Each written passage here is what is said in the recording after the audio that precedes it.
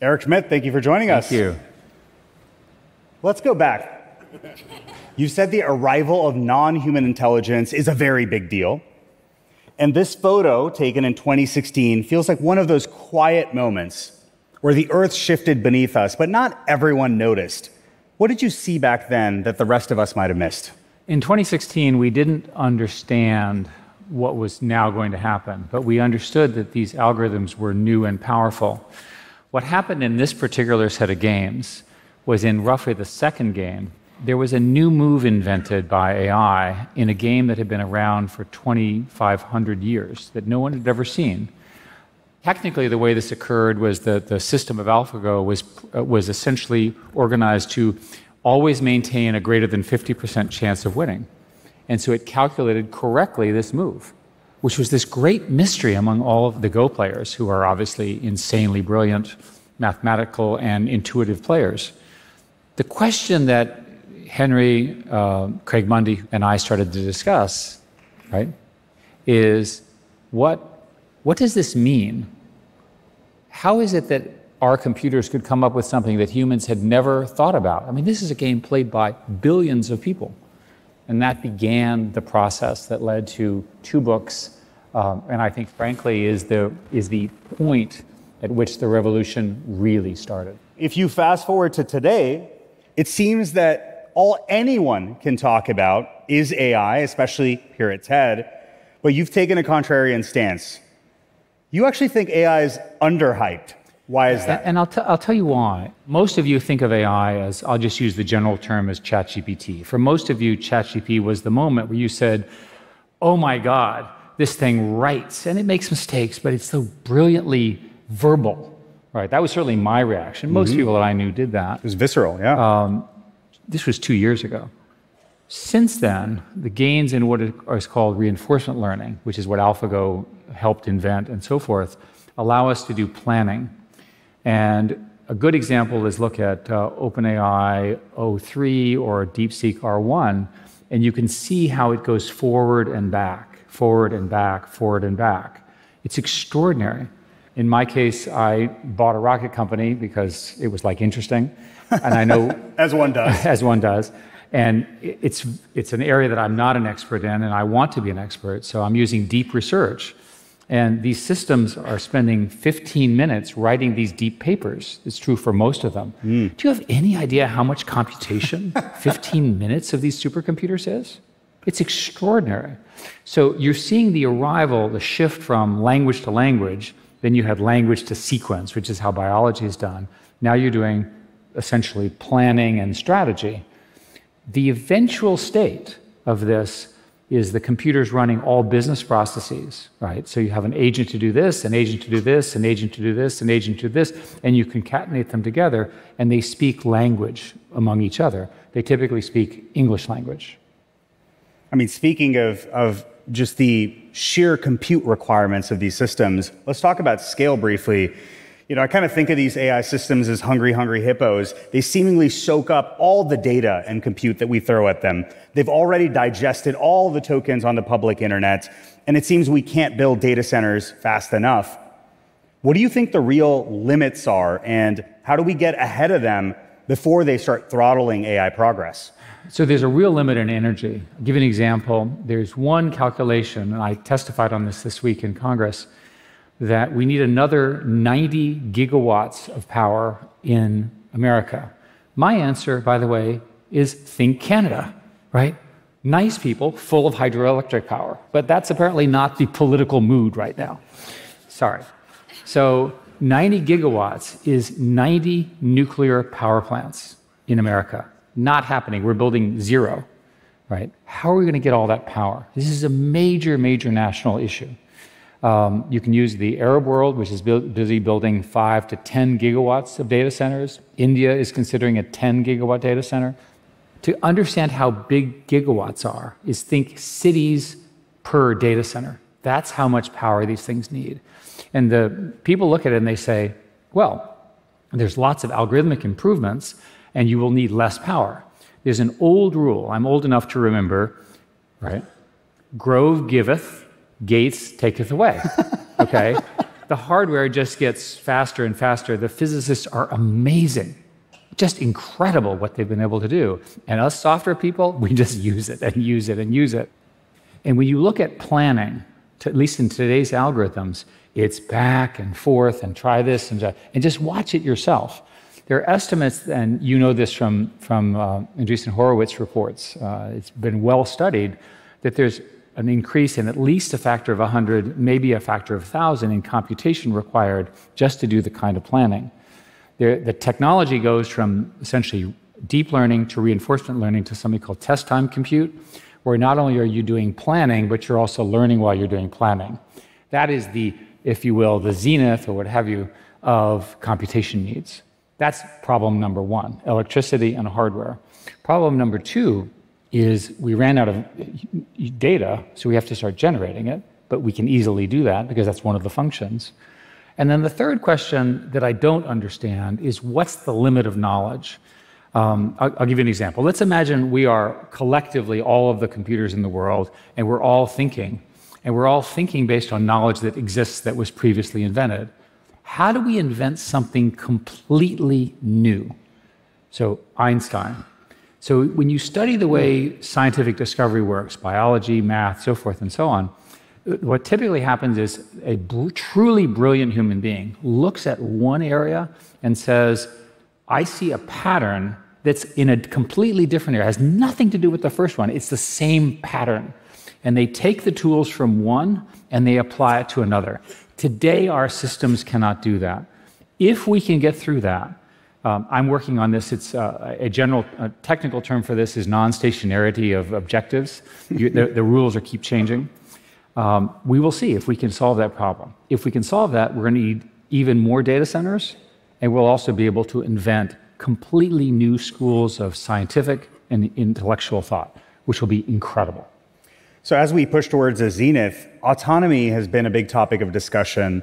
Yoshua Bengio gave a compelling talk earlier this week advocating that AI labs should halt the development of agentic AI systems that are capable of taking autonomous action. Yet that is precisely what the next frontier is for all these AI labs and seemingly for yourself too. What is the right decision here? So Yoshua is a brilliant inventor of much of what we're talking about and a good personal friend, and we've talked about this. And his concerns are very legitimate. The question is not are his concerns right, but what are the solutions? So let's think about agents. So for purposes of argument, everyone in the audience is an agent. You have an input that's English or whatever language, and you have an output that's English, and you have memory, which is true of all humans. Now, we're all busy working, and all of a sudden, one of you decides it's much more efficient not to use human language, but we'll invent our own computer language. Uh-oh. Now, you and I are sitting here watching all of this, and we're saying, like, what do we do now? The correct answer is unplug you, right? Because we're not going to know. We're just not going to know what you're up to. And you might actually be doing something really bad or really amazing. We want to be able to watch. So we need provenance, something you and I have talked about, but we also need to be able to observe it. To me, that's a core requirement. There's a set of criteria that the industry believes are points where you want to metaphorically unplug it. One is where you get recursive self-improvement, which you can't control. Recursive self-improvement is where the computer is off learning and you don't know what it's learning. That can obviously lead to bad outcomes. Another one would be direct access to weapons. Another one would be that the computer systems decide to exfiltrate themselves, to reproduce themselves without our permission. So there's a set of such things.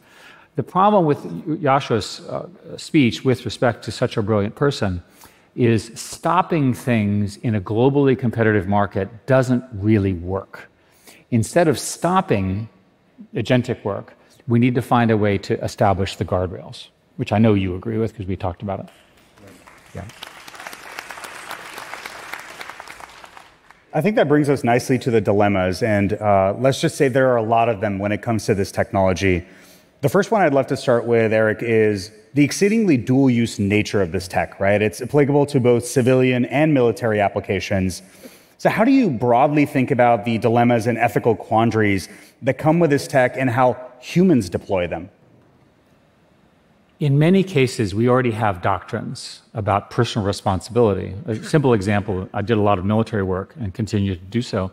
The US military has a rule called 3000.09, generally known as human in the loop, or meaningful human control. You don't want systems that are not under our control. It's a line we can't cross. I think that's correct. I think that the competition between the West, and particularly the United States, and China is going to be defining in this area. And I'll give you some examples. First, the current government has now put in essentially reciprocating 145% tariffs. That has huge implications for the supply chain. We in our industry depend on packaging and components from China that are boring, if you will, but incredibly important. The little packaging and the little glue things and so forth that are part of the computers. If China were to deny access to them, that would be a big deal. We are trying to deny them access to the most advanced chips, which they're super annoyed about. Dr. Kissinger asked Craig and I to do track 2 dialogues with the Chinese, and we're in conversations with them. What's the number one issue they raise? This issue. Indeed, if you look at DeepSeek, which is really impressive, they managed to find algorithms that got around the problems by making them more efficient. Right. Because China is doing everything open source, open weights, we immediately got the benefit of their invention and have adopted it into US things. So we're in a situation now, which I think is quite tenuous, where the US is largely driving, for many, many good reasons, largely closed models, largely under very good control. China is likely to be the leader in open source unless something changes, and open source leads to very rapid proliferation around the world.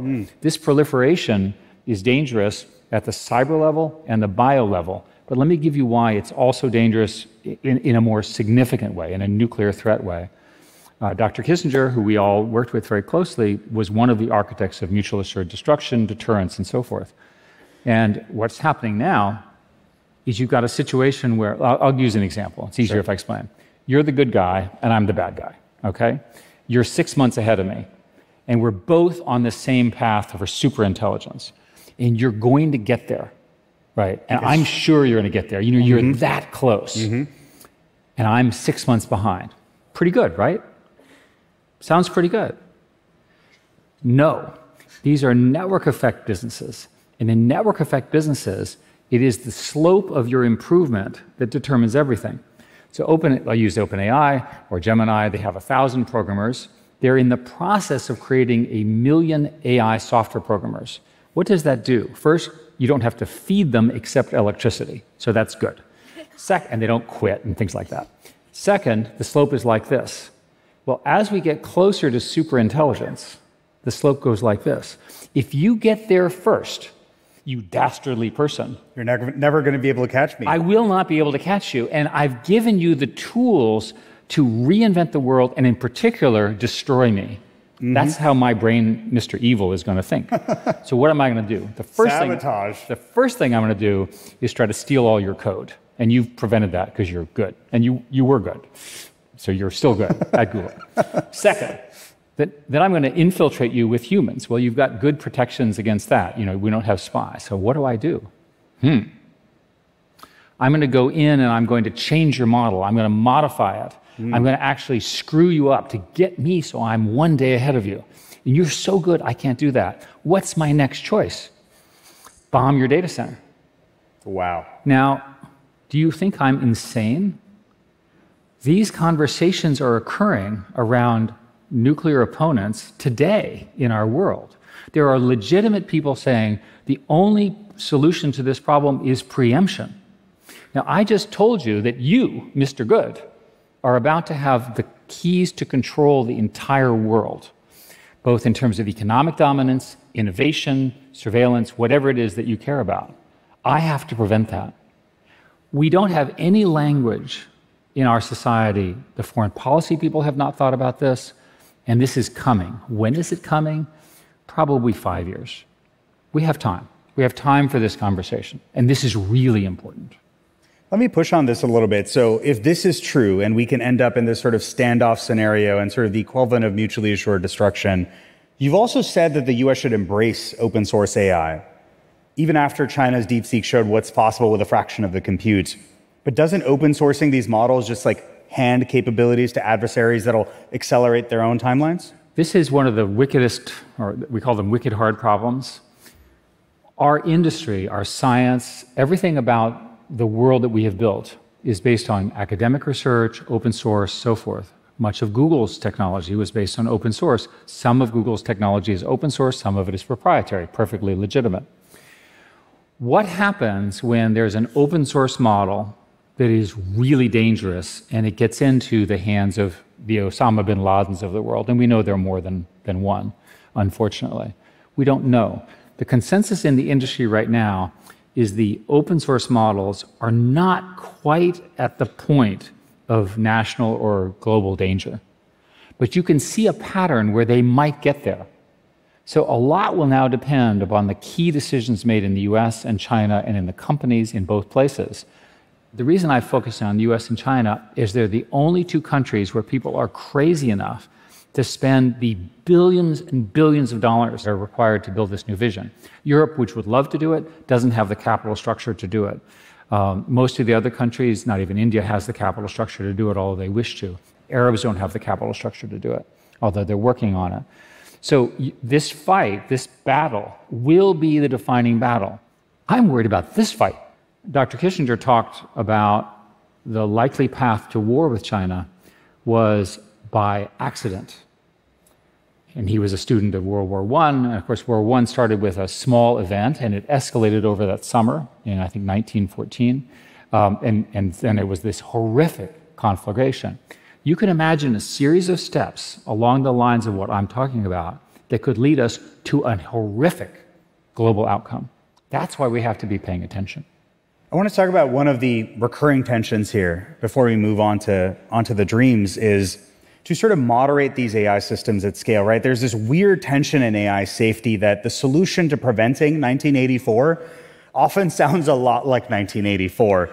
So proof of personhood is a hot topic. Moderating these systems at scale is a hot topic. How do you view that trade-off, right? Like in trying to prevent dystopia, let's say preventing non-state actors from using these models in undesirable ways, we might accidentally end up building the ultimate surveillance state. It's really important that we stick to the values that we have in our society. I am very, very committed to individual freedom. It's very easy for a well-intentioned engineer to build a system which is optimized and restricts your freedom. So it's very important that human freedom be preserved in this. A lot of these are not technical issues, they're really business decisions. It's certainly possible to build a surveillance state, but it's also possible to build one that's freeing. The conundrum that you're describing is because it's now so easy to operate based on misinformation, everyone knows what I'm talking about, that you really do need proof of identity. But proof of identity does not have to include details. So for example, you could have a cryptographic proof that you are a human being, and they could actually be true without anything else, and also not be able to link it to others using various cryptographic techniques. So zero-knowledge proofs and other techniques like that. Zero-knowledge proofs are the most obvious one. All right, let's change gears, shall we, to dreams. In your book, Genesis, you strike a cautiously optimistic tone, which you obviously co-authored with Henry Kissinger. When you look ahead to the future, what should we all be excited about? Well, I'm of the age where some of my friends are getting really dread diseases. Can we fix that now? Can we just eliminate all of those? Why can't we just take these and right now eradicate all of these diseases? That's a pretty good goal. I'm aware of one nonprofit that's trying to identify in the next 2 years all human druggable targets and release it to the scientists. If you know the druggable targets, then the drug industry can begin to work on things. I have another company I'm associated with which has figured out a way, allegedly, was a startup, to reduce the cost of stage 3 trials by an order of magnitude. As you know, those are the things that ultimately drive the cost structure of drugs. That's an example. I'd like to know where dark energy is, and I'd like to find it. I'm sure that there is an enormous amount of physics in dark energy, dark matter. And think about the revolution in material science. Infinitely more powerful transportation, infinitely more powerful science, and so forth. I'll give you another example. Why do we not have every human being on the planet have their own tutor in their own language to help them learn something new, starting with kindergarten? It's obvious. Why have we not built it? The only possible answer is there must not be a good economic argument. The technology works. Teach them in their language, gamify the learning, bring people to their best natural names. Another example, the vast majority of healthcare in the world is either absent or delivered by the equivalent of nurse practitioners and very, very sort of stressed local village doctors. Why do they not have the doctor assistant that helps them in their language treat whatever with, again, perfect healthcare? I can just go on. There are lots and lots of issues with this world of the digital world. It feels like that we're all in our own ships in the ocean and we're not talking to each other. In our hunger for connectivity and connection, these tools make us lonelier. We've got to fix that, right? But these are fixable problems. They don't require new physics. They don't require new discoveries. We just have to decide.